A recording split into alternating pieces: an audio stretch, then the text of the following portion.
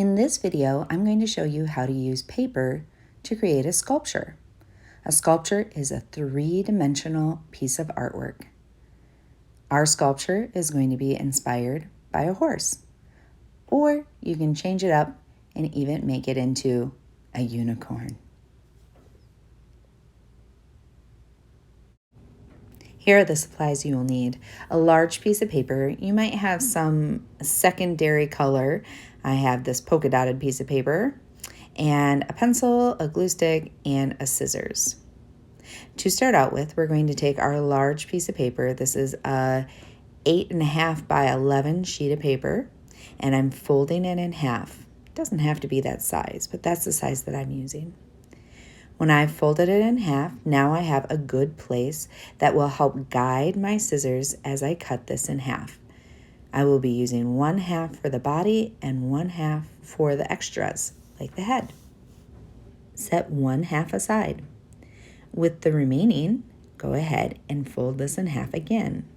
This should create a letter V, or the way that we're going to be putting it, a letter A, the beginning of a capital letter A. It should stand up like a tent. Now you have the folded side, which is the top, and you have the open side, which is the bottom. We're going to create a rainbow curve on the lower half, on the open side. Do not do this on the fold, do it on the open side. See how I've created a rainbow? Now I'm going to put both pieces of paper together and take my scissors and cut that rainbow.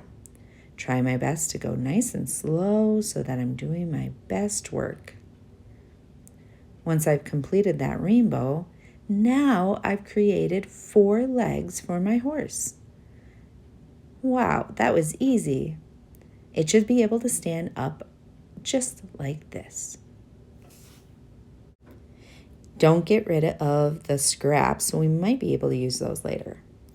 If your horse is not standing up properly quite yet, I'll give you a trick at the end that'll help it out. Okay, let's make the head. We're going to use that second piece of paper, the one that we cut off earlier, and I'm going to use the straight edge of one part, and I'm going to make a big curve and a line down.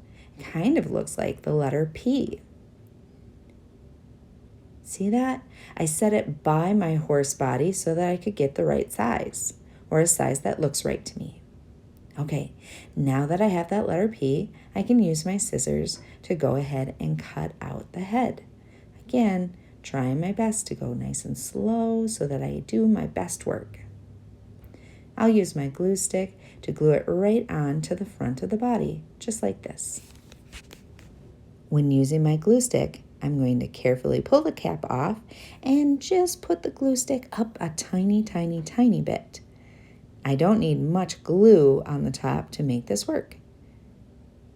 I'll add my glue down, and I might have to hold it for a few seconds to make sure that it's really secure. Oh wow, that looks like a really good start. This is where I'm going to use my second color.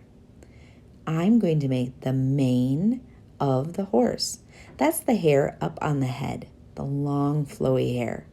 So I need a strip of paper. I'll go ahead and cut that out.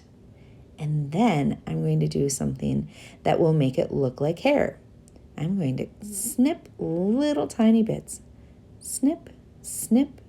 As you can see, I'm not cutting all the way through my paper. I'm just snipping little bits. I'm leaving it connected with the paper on the other side. Now I better just check. Yeah, that looks like it's going to be about right. Now I can clip that off and use my glue stick to adhere it.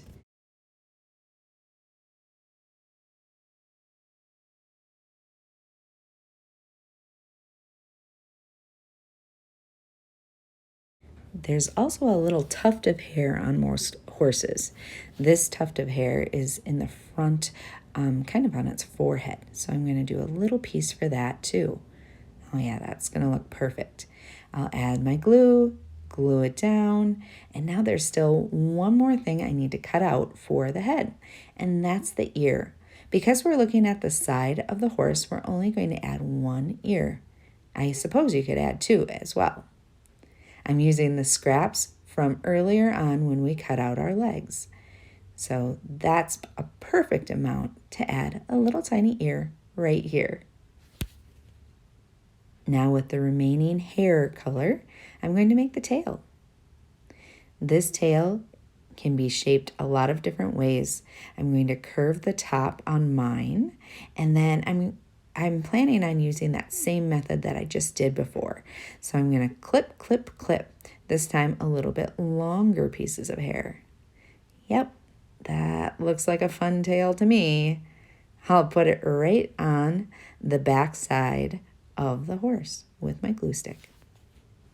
For this next part, you might want a marker or some kind of bold tool. I'm using a marker, a Sharpie marker, to make the eye. And I'm going to make the nose as well. Again, we're looking at 1/2, so I just need 1 nostril that I'll add onto my horse. Take a look at that. That's looking pretty completed. If your sculpture does not stand up like mine, here is the fix. We're going to fold up the feet just a little bit, and you'll do that to one side. Then flip your horse over and fold up the feet on the other side. This is going to create a space for us to add some glue and glue it on to a base. A base always helps to keep our horse or our sculpture standing upright. I'll do this to both sides, adding just a little bit, and then I'll use that hair paper that I had earlier, place it down, and add those folds right onto the base, like this.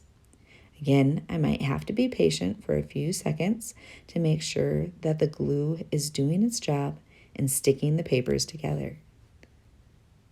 Wow, that was a lot of fun to make a horse. You can use the same method to make lots of different animals or different styles of horses.